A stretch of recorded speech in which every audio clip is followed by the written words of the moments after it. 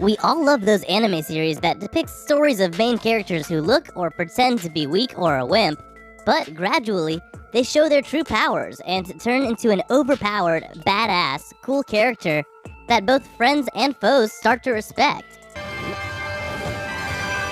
Main characters that pretend to be weak but are really overpowered.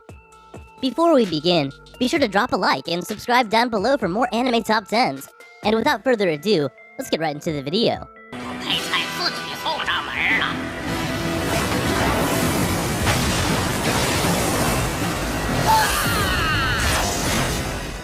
Starting off our list at number 10, Goblin Slayer.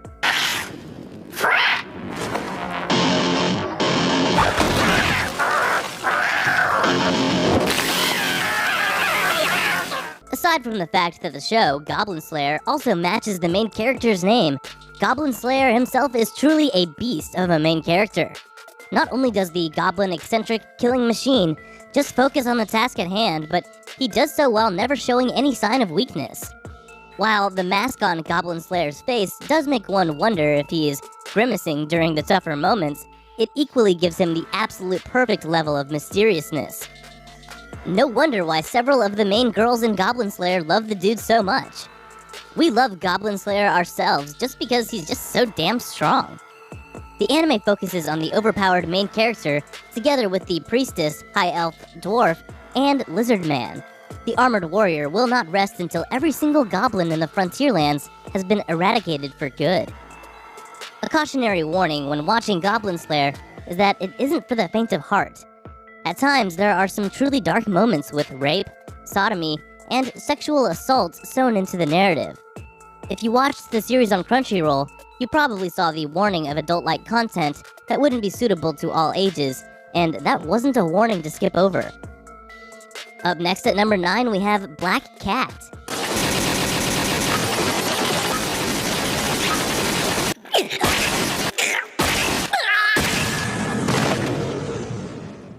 Train Hartnett is a famous assassin, nicknamed Black Cat.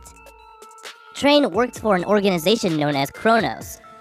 Train is known as number 13, or marked as X111 in Roman numerals. Train is the silent type and is very powerful. He has been surrounded by violence since he was little. Train uses a gun made by Kronos and is very useful with it. He almost never misses a shot. Well, he never does, but they are sometimes blocked. Train is a nice guy inside and cares for others but doesn't really show it.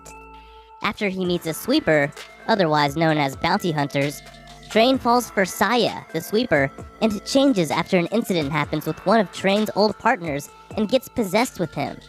After this event happens, Train joins a man named Sven, who saved him and let him join him and the person he was supposed to kill, Eve. And this is how the whole story happens. At number 8, we have Darker Than Black.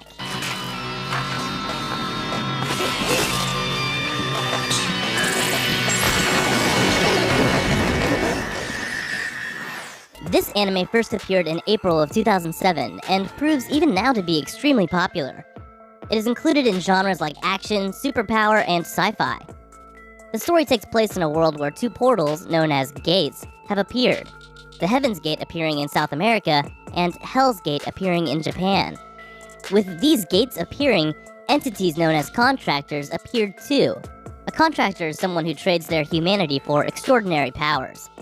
Following a contractor named Hai, also known by many as Black Reaper, is the main protagonist of the series Darker Than Black, and although seemingly emotionless, he deeply cares for his close friends and family. Hai, as a contractor, controls electricity and is an expert in hand-to-hand combat. He uses various knives, blades, etc. to bring down his foes and has very high athletic ability. Although Hai hated killing, he plunged into the world of assassins and has killed hundreds, if not thousands, for his employers. Hai is also known as a Shinigami, a god of death, and is said to be an extremely efficient killer. Moving on to number 7 with Strike the Blood.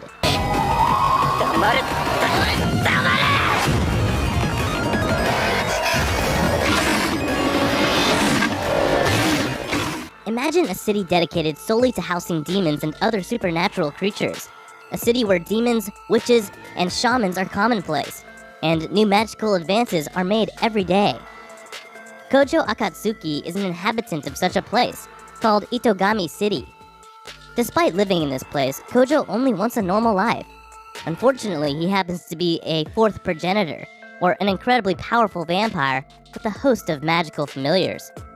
As such, this causes him to be labeled as a potential threat, and so the government sends an agent to observe him, and should he threaten the safety of the island's inhabitants, kill him.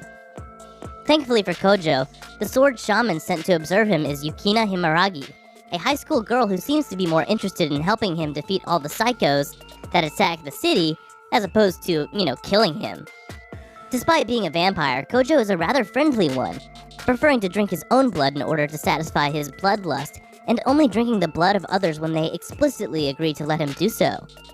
The problem I see with Strike the Blood is the poor story execution that turns out to be dull for someone who isn't really into action or ecchi genres. And to make things worse, there are some plot holes about how Kojo became the fourth progenitor, too.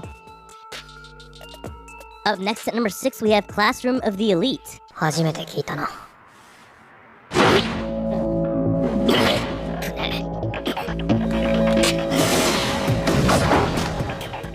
Classroom of the Elite takes place at Kodo Ikusai Senior High School, a top-of-the-line prestigious high school where the students are almost guaranteed success in life. Here, students have freedom to do as they please, and they are given a monthly stipend to fund their every desire. Kodo Ikusai Senior High School appears to be a paradise, but underneath the surface, only the best students get treated well. D class is a class where the worst students are placed, and here we have our main character, Ayanakuji Kiyotaka. Kiyotaka is a student known for getting 50% on all of his exams. It's in this class where Kiyotaka befriends Horikita Sutsune and Kushida Kyukyo. At the beginning, Kiyotaka lacks the depth of a piece of paper. He seems really boring, as well as bored of the school. However, as the series progresses, we see that there's more to Kiyotaka as details are kind of shoved into the viewers. Kiyotaka appears to be willingly failing all of his tests with straight 50s across the board. He helps to resolve all of the class conflicts without putting much effort into them. Then there's that plot point that's shown at the end that implies that Kiyotaka and his father don't get along. So seemingly, Kiyotaka seems to be more complicated and intelligent than his status in Class D implies. Up next at number 5, we have Arya, the Scarlet Ammo. 警戒する。だが、別の場所を狙って油断させれば。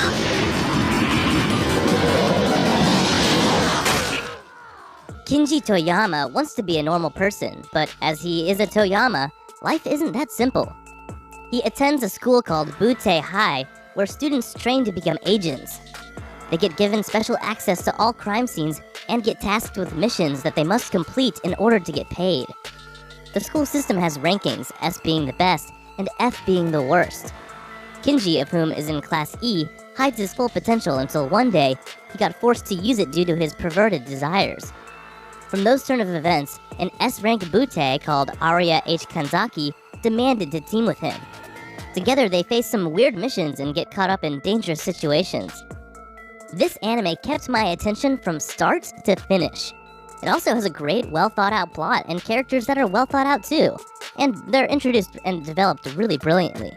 Overall, I recommend that you watch it, as it's really enjoyable. Coming in at number 4, we have Chain Chronicle, The Light of Heisaites.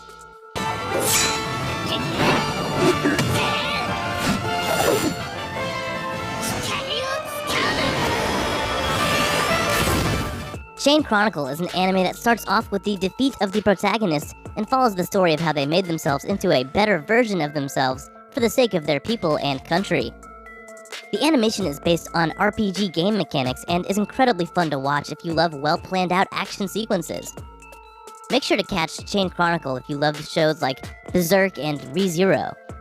The story of Chain Chronicle is a little messy. The series starts abruptly and we're thrown into a war between the protagonists and the Dark King. A sacred book must be protected, and seemingly important characters randomly disappear. There is no proper introduction to the world of this exotic land, which is a little off-putting. That aside, the cliched heroic friendship bonds among the characters were not forced, and that slowly explains the setting of the world pretty well. The story focuses on multiple characters instead of a single protagonist. This makes the story even more interesting. Their personalities are diverse but memorable. Characters have great development, and towards the finale, they show an excellent depiction of these strongest points. At number 3, we have Daily Life of a Immortal King.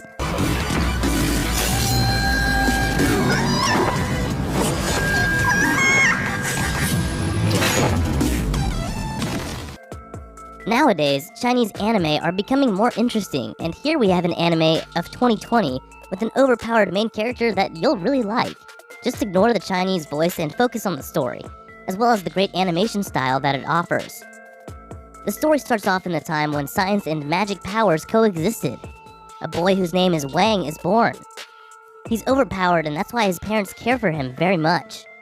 He can't control his powers, so he trained himself. In his starting days, he killed lots of monsters and demons, and he knows that his powers are dangerous, so he tries to hide his powers and pretends to be the weakest one. His parents also helped him until a girl named Su Rong got killed by a murderer. The Daily Life of the Immortal King did have quite a start. Awesome animation, all characters look unique, and the series portrays human emotions in a somewhat unique way. Action scenes are really spectacular, and there's hardly anything dissatisfying you'll find about this series. Coming in at number 2, Kwanzi Fashi.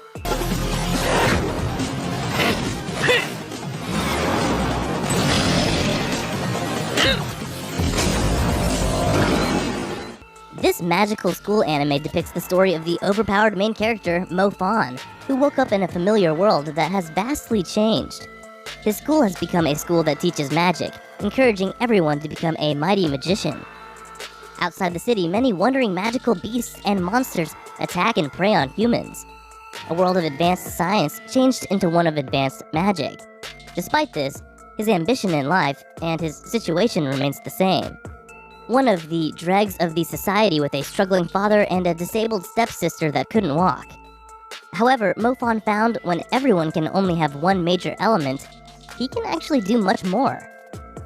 It's a good anime with a good plot.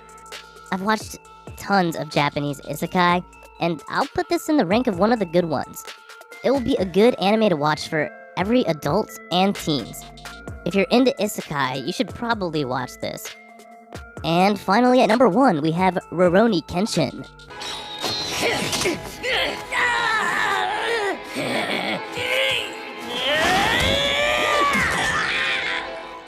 The story of Rurouni Kenshin follows the overpowered swordsman Kenshin Himura, a legendary ex-assassin who's trying to find his peaceful new way in life. Now, as a wandering swordsman, Kenshin is trying to protect the people in Japan instead of going back to his former assassination life. During his previous life, he has seen that the world is bloodthirsty and thrives on violence, and he knows that's wrong.